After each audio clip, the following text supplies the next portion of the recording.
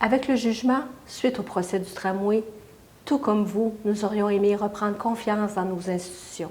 Ce qu'il faut comprendre, c'est qu'il n'y a pas de loi qui empêche les politiciens de faire de fausses représentations. C'est pour ça que le jugement ne sauve pas les 1584 arbres ni les 3 boisés visés. Il n'empêche pas non plus la création des îlots de chaleur et la production des GES.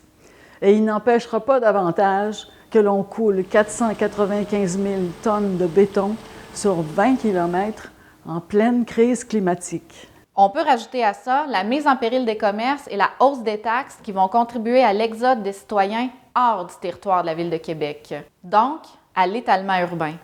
La bonne nouvelle, c'est qu'on n'a pas fait cette démarche-là pour rien. Elle nous a permis de mettre en lumière les failles majeures du projet. L'autre bonne nouvelle est que la population n'est pas dupe. Malgré les millions injectés en publicité et en promotion du projet, l'appui continue de baisser. Le seul moyen de passer le tramway de Québec, c'est de laisser croire qu'il est écologique. C'est tellement gros comme contradiction que ça en devient ridicule. Pourtant, plusieurs solutions existent. Comme nous sommes des citoyens en faveur d'un système de transport en commun respectueux, moderne et fiable, nous les avons présentées sur notre plateforme Québec mérite mieux.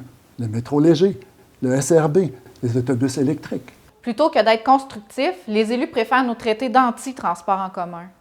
Nous recevons depuis le jugement des dizaines, voire des centaines de messages de vous, citoyens, qui continuez de nous appuyer et ça fait chaud au cœur.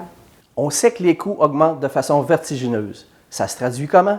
On répartit les dépassements de coûts sur plusieurs années, des milliards à chaque année. Puis on coupe dans le produit.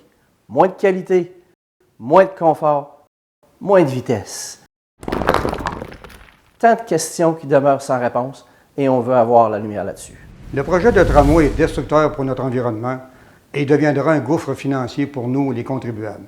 Mais Québec mérite mieux, avec votre appui, va continuer de faire éclater la vérité sur ce mauvais projet de transport en commun.